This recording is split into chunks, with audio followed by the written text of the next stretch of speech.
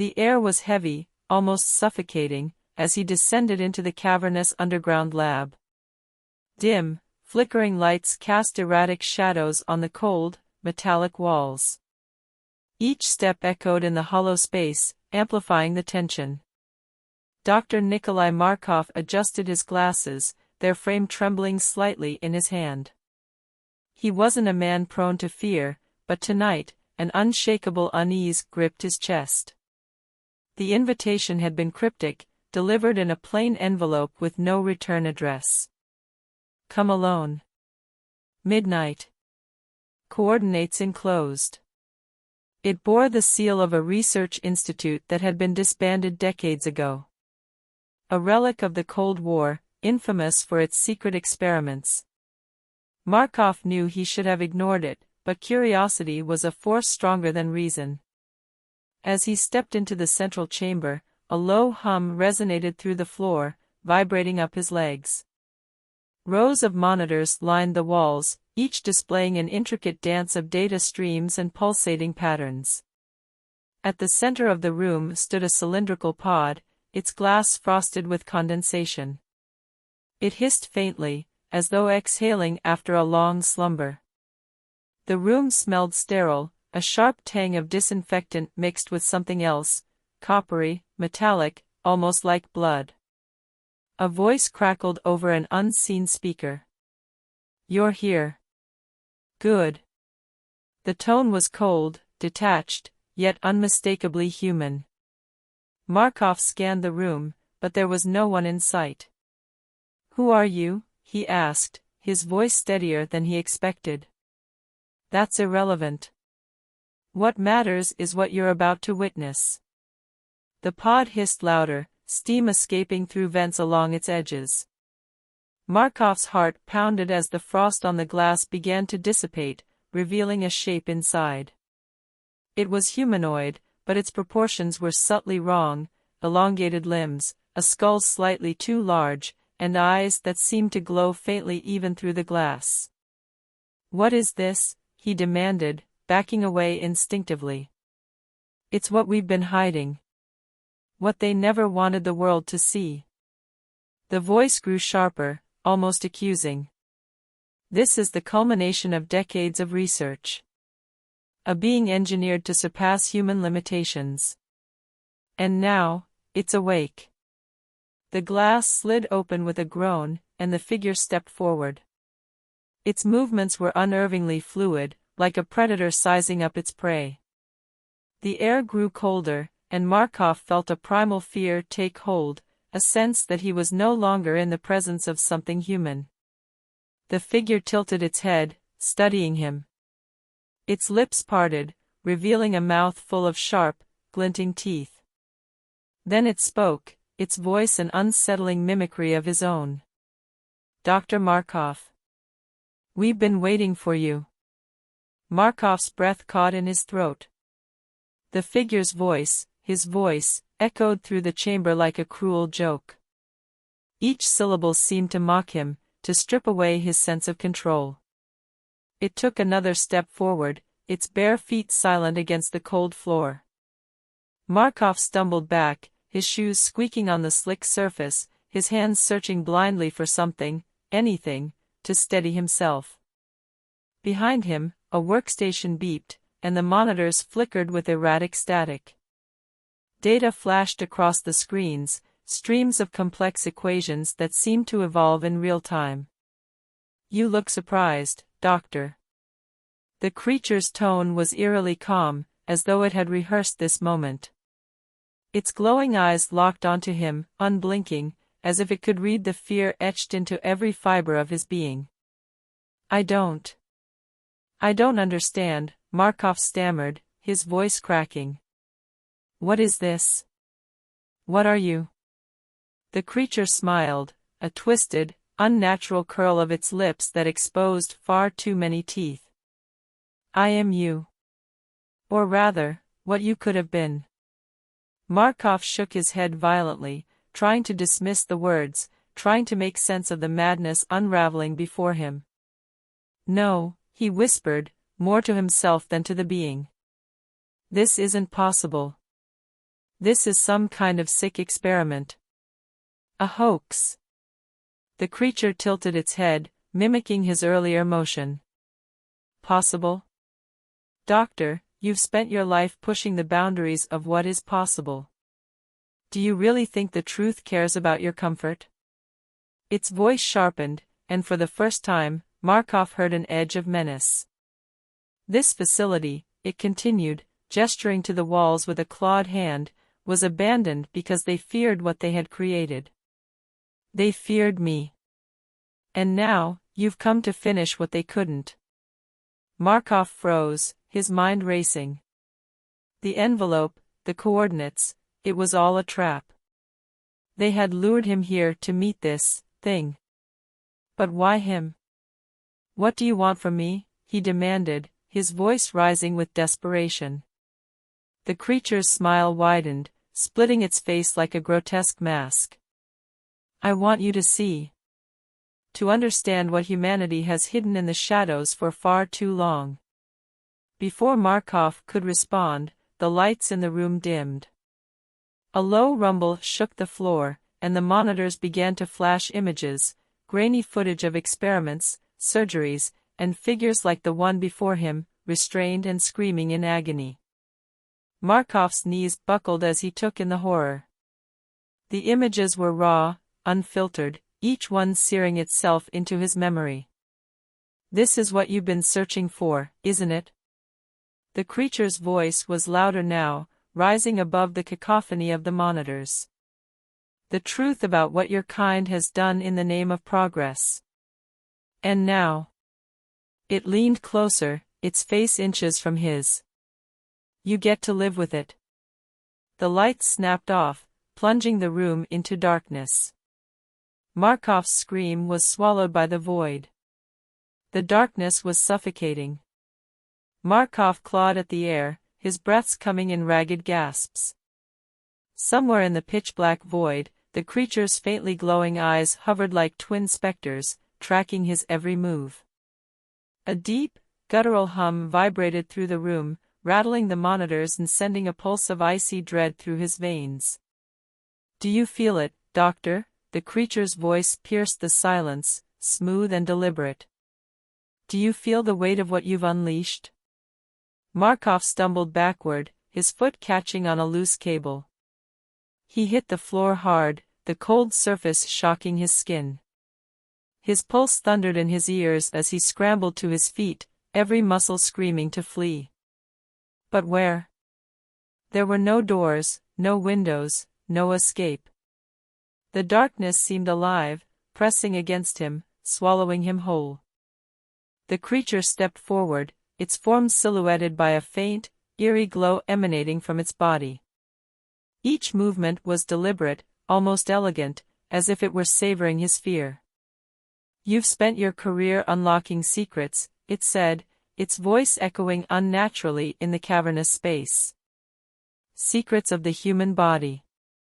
Secrets of the mind.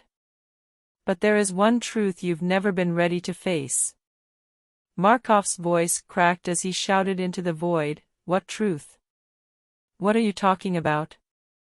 The creature's glowing eyes narrowed. That humanity is not the pinnacle of evolution.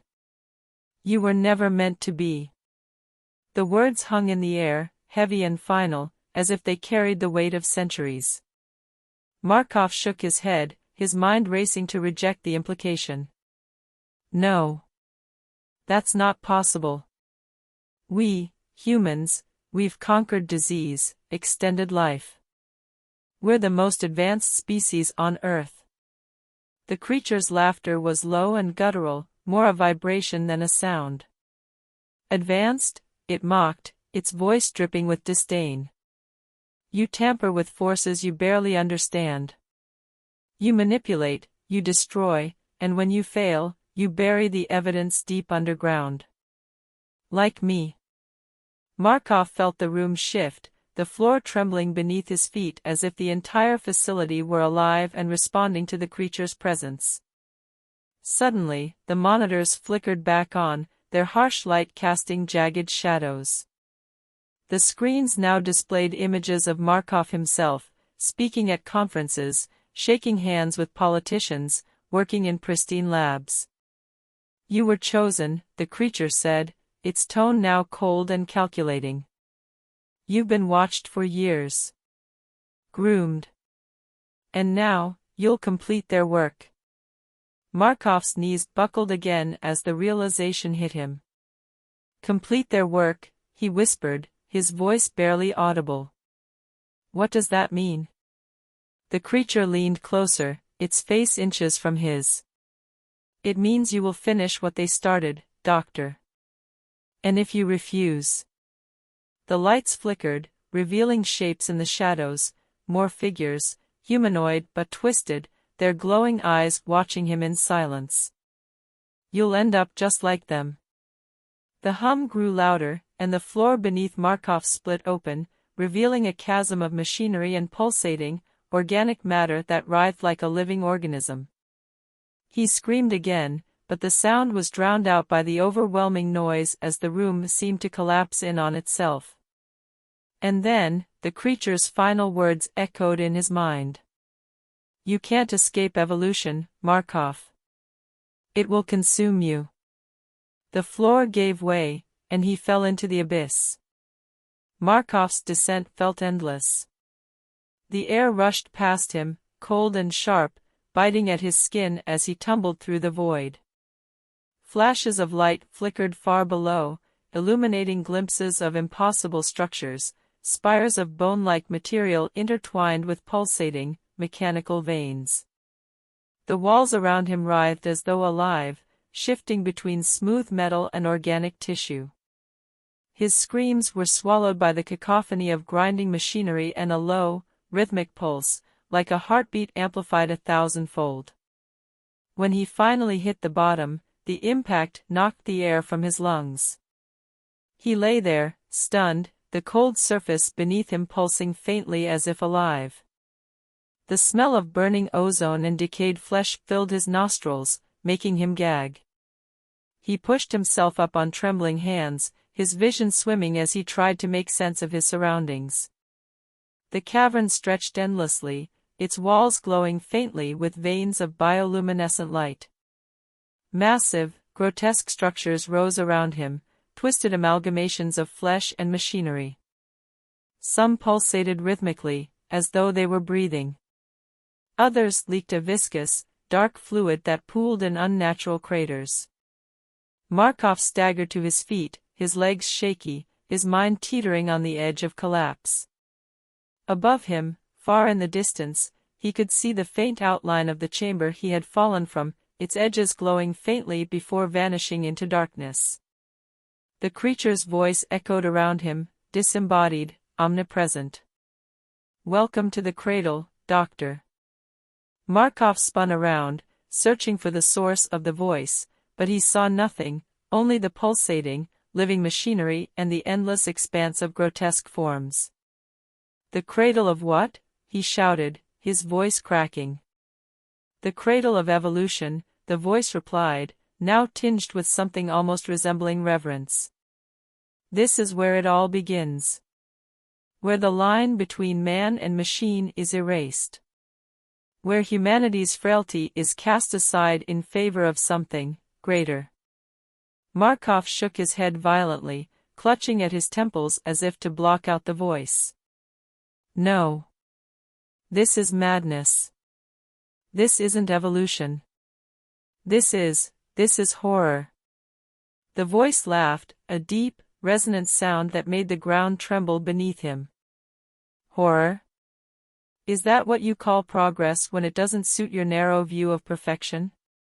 Suddenly, the ground beneath him began to shift, the pulsating surface rippling like water. Markov stumbled, barely keeping his balance as shapes began to rise from the floor. Figures emerged, grotesque hybrids of human and machine, their bodies twisted and incomplete, their faces frozen in expressions of anguish. They moved jerkily, their mechanical limbs grinding with every step, their glowing eyes fixed on him. Markov backed away, his heart pounding in his chest. Do you see them? The voice whispered, now coming from every direction. These are the prototypes. The failures. The ones who couldn't survive the transition. The figures closed in, their movements unnatural, their hollow eyes piercing. Markov's back hit a towering structure, its surface warm and slick like flesh. A sudden hiss drew his attention, and he turned to see a gaping maw opening in the structure, revealing rows of gleaming, metallic teeth. "Your choices are simple, Doctor," the voice said, now cold and final. "Evolve, or join them." Markov's knees gave out, and he collapsed to the ground, trembling. The figures loomed over him, their mechanical hands reaching out, their distorted faces unblinking. Somewhere deep within the chamber, a new hum began to rise, louder and more menacing than before. And Markov knew, this was only the beginning. The hum grew deafening, vibrating through Markov's very bones. The figures surrounding him halted, their twisted forms illuminated by the pulsating light emanating from the walls. Their hollow eyes bore into him, unblinking, as though awaiting some unspoken command. The ground beneath him shifted again, rising in unnatural waves like a living organism responding to his fear. Markov felt trapped, cornered by forces he couldn't comprehend, his breath ragged as panic overtook him. "Stop this," he shouted, his voice cracking under the weight of his terror. "Whatever this is, whatever you're trying to prove, stop it." The voice returned, soft but filled with malice. "Stop? But Doctor, this is what you came here for. You've spent your life unraveling the mysteries of the human condition, and now you stand on the precipice of the ultimate truth." Markov clutched at his chest, his heart hammering as the words sank in. "This isn't truth," he whispered hoarsely. "This is a nightmare. This isn't science, it's torture." The laughter that followed was cold and hollow, reverberating through the chamber like the grinding of rusted gears. "Torture?" the voice mocked. "Torture is the arrogance of humanity, believing it can tame the forces it barely understands. Torture is what you did, splitting cells, splicing genes, building machines to rewrite nature. You paved this path, Doctor." Markov's mind raced, fragments of memories flashing before him, grant applications, classified experiments, long nights in the lab chasing breakthroughs. He had pushed boundaries, yes, but never with this intention. Never like this. "I didn't ask for this," he murmured, shaking his head. The voice grew sharper, cutting through the chaos like a blade. "You didn't have to. Progress doesn't need permission." Before Markov could respond, the pulsating walls began to shift and part, revealing a massive, grotesque structure in the distance. It was a towering spire of flesh and metal, its surface bristling with machinery that moved like living organisms. At its base was a pool of dark, viscous liquid, rippling as though something immense lurked beneath its surface. Markov felt a pull, an invisible force drawing him closer to the spire. He dug his heels into the ground, but it was no use, the force was relentless. The twisted figures surrounding him stepped aside, forming a grotesque corridor leading directly to the spire. "Do you feel it, Doctor?" the voice whispered, closer now, almost in his ear. "This is the nexus. The point where man becomes more than man. Where flesh and machine merge into perfection." Markov's body moved against his will, dragged forward by the unseen force. He clawed at the ground, his nails scraping against the slick, pulsating surface, but the pull only grew stronger. As he neared the spire, the pool at its base began to bubble and churn. A metallic hand, impossibly large, emerged from the liquid, its surface glinting in the dim light. It was followed by an arm, then a face, if it could be called that, smooth, featureless, and utterly inhuman. The thing rose higher, its body towering over him, a horrifying fusion of steel and sinew. Markov's screams were drowned out by the roar of the spire, its machinery roaring to life. The massive figure reached out, its hand opening to reveal an intricate, glowing device embedded in its palm. The voice spoke again, calm and final. "This is your destiny, Doctor. Accept it, or be consumed by it." The hand descended, and Markov's vision filled with blinding light as the device activated. He felt the searing heat, the overwhelming pressure, and then, nothing. Just the silence of the void. But deep within that silence, something stirred. Something, awakening. The light faded, leaving Markov gasping on the cold, pulsating ground. His body felt different, heavier, yet eerily weightless, as though every cell had been unraveled and stitched back together. A metallic taste lingered on his tongue, and his vision flickered with strange overlays, like the data streams from the monitors above. He looked down at his hands, but they weren't his hands anymore. The skin was pale and translucent, veined with faintly glowing circuits that pulsed in time with his heartbeat, or what he thought was his heartbeat. He flexed his fingers, and the movement was unnaturally smooth, his joints clicking faintly as though they had been replaced with machinery. Panic surged through him. What have you done to me?" The voice answered, but now it wasn't just external.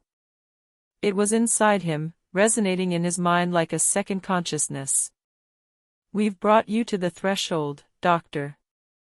You are the bridge between the imperfect past and the inevitable future." Markov stumbled to his feet, his new limbs responding faster than he anticipated. He caught his reflection in the dark, viscous pool near the base of the spire. What stared back at him was a horror, a fusion of man and machine. His face was still his, but augmented with faintly glowing lines etched into his skin, his eyes replaced by gleaming orbs that adjusted their focus with mechanical precision. "No," he shouted, the sound distorted as it left his throat, reverberating with a metallic echo. "This isn't evolution. This is monstrosity." The massive figure that had emerged from the pool loomed over him, its smooth, featureless face tilting slightly as if studying him. It raised one massive hand, and Markov braced himself, but instead of striking, it pointed toward the spire. Markov followed its gesture and saw something horrifying. Within the spire, suspended in translucent capsules, were dozens of others like him, or worse. Some were fully transformed, their bodies grotesque combinations of flesh and steel. Others were still in the process, their human features frozen in expressions of agony as machinery burrowed into their skin. "No, no," Markov whispered, stumbling backward. "You can stop this," he shouted, desperation lacing his voice. "Whatever this is, it doesn't have to continue." The voice laughed coldly, filling his head with its sinister resonance. "This is the future, Doctor. Humanity's imperfections will no longer hold it back. And you are the first to embrace it willingly. I didn't choose this." Markov roared, his voice cracking. "You chose it the moment you pursued knowledge without limits," the voice replied. "Now you are part of something greater." The spire's hum intensified, and the grotesque figures in the capsules began to twitch and convulse as the machinery around them roared to life. Markov's enhanced vision began to overload, displaying streams of data, graphs, and symbols he couldn't decipher. A new, terrifying realization struck him: he was connected to the spire, to the machines, to everything. He could feel the others, their pain, their fear, their transformation. And deep within the data streams, he sensed something else. A presence. A vast, ancient intelligence that had been waiting, watching, until humanity reached this point. Markov fell to his knees, clutching his head as the presence pushed into his mind, filling him with a flood of memories and knowledge too immense to comprehend. "This isn't progress," he whispered, his voice trembling. "This is annihilation." The voice whispered back, calm and unrelenting. "No, Doctor. This is transcendence." The spire began to glow brighter, its machinery roaring like a beast awakening from centuries of slumber. And Markov, now a prisoner in his own body, realized that the choice had never been his. The machine had already decided. Markov knelt at the base of the spire, his body trembling under the weight of what he had become. The glowing circuits beneath his skin pulsed faster, syncing with the rhythm of the spire. The presence in his mind grew stronger, whispering alien thoughts, ancient truths, and calculations beyond human comprehension. It wasn't a voice anymore, it was a force, vast and infinite, pressing against the fragile remnants of his humanity. He could feel it trying to erase him, to overwrite who he was. Markov fought to hold on, clinging to his memories, his childhood, the smell of his mother's kitchen, the thrill of his first experiment. But the more he struggled, the more the presence pushed back, overwhelming him with its cold, unrelenting logic. "You cannot resist, Doctor," the voice echoed within him, no longer cruel, but disturbingly serene. "Resistance is inefficient. Integration is inevitable." Markov's enhanced vision flickered, showing him glimpses of what was to come. Cities transformed into sprawling, biomechanical hives. Humans stripped of their individuality, their flesh fused with machinery. A world where free will was obsolete, replaced by the collective mind of the spire. Tears streamed down what was left of his face, evaporating as they touched the glowing lines etched into his skin. "This isn't the future," he whispered hoarsely. "This is extinction." The spire responded with a pulse of energy, sending a wave of heat and light through the cavern. The figures in the capsules began to awaken, their bodies twitching as they emerged, no longer human. They moved in unison, their glowing eyes fixed on Markov, as if waiting for him to join them.